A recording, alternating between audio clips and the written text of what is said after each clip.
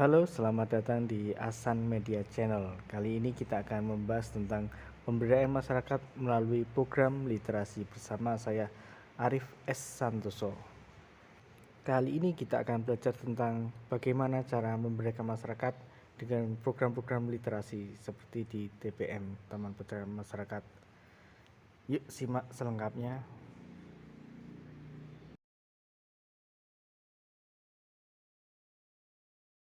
Sebelum lebih jauh ke pemberdayaan dan literasi, program-programnya kita cari tahu dulu apa itu pemberdayaan dan apa itu literasi. Pemberdayaan adalah proses pembentukan SDM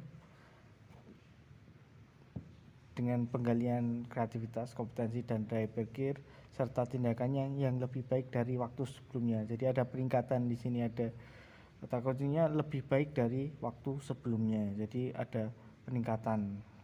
Setelah itu apa literasi? Literasi adalah kemampuan seseorang dalam mengolah dan memahami informasi saat melakukan proses membaca dan menulis. Jadi nggak hanya literasi itu nggak hanya membaca nulis, tapi juga bisa mengolah dan memahami apa itu informasi.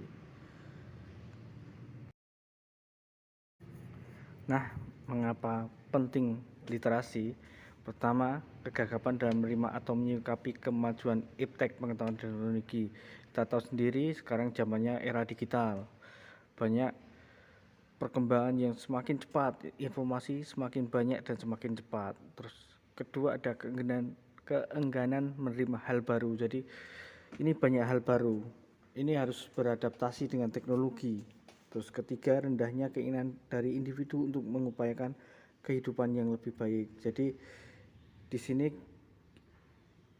banyak yang enggan untuk menjadikan kehidupannya lebih baik, makanya diperlukan adanya literasi ini. Literasi ini sehingga bisa beradaptasi dengan teknologi, beradaptasi dengan zaman, dan bisa meningkatkan kehidupannya menuju yang lebih baik. Saat ini kondisi masyarakat Indonesia masih dikatakan rendah secara literasi. Mungkin untuk buta aksaranya sudah berkurang, tapi melek informasi, melek berliterasinya di masyarakat Indonesia masih kurang. Ini mungkin bisa dilihat di indeks ahli bacanya masih rendah. Nah, inilah yang menjadi semangat untuk gerakan baru untuk meningkatkan pengetahuan masyarakat dalam berbagai bidang keilmuan. Jadi dengan literasi ini ada semangat baru untuk meningkatkan pengetahuan masyarakat dalam berbagai bidang ilmu pengetahuan yang dibutuhkan tentunya untuk masyarakat. Faktor penting yang mempengaruhi literasi di masyarakat Indonesia adalah pendidikan formal, non formal, dan juga sebenarnya ada informal juga. Tapi kali ini saya akan membahas tentang pendidikan formal. Wajib belajar pendidikan 12 tahun, ini sangat penting. SD, SMP, SMA, terus ada pendidikan non formal. Apa itu pendidikan formal? Ini yang di lembaga-lembaga pendidikan formal seperti di PKBM, terus ada di mungkin di Taman Bacaan Masyarakat. Jadi silahkan belajar tidak hanya formal tapi juga belajar di lembaga pendidikan formal karena sama-sama penting.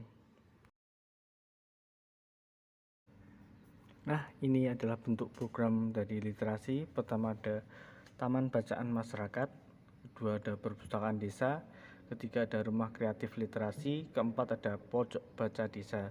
Pertama, Taman Bacaan Masyarakat ini biasanya dikelola oleh masyarakat atau di sanggar kegiatan belajar di setiap kabupaten itu sebenarnya ada taman bacaan masyarakat. Di berbagai daerah juga ada taman masyarakat yang dikelola oleh masyarakat sendiri.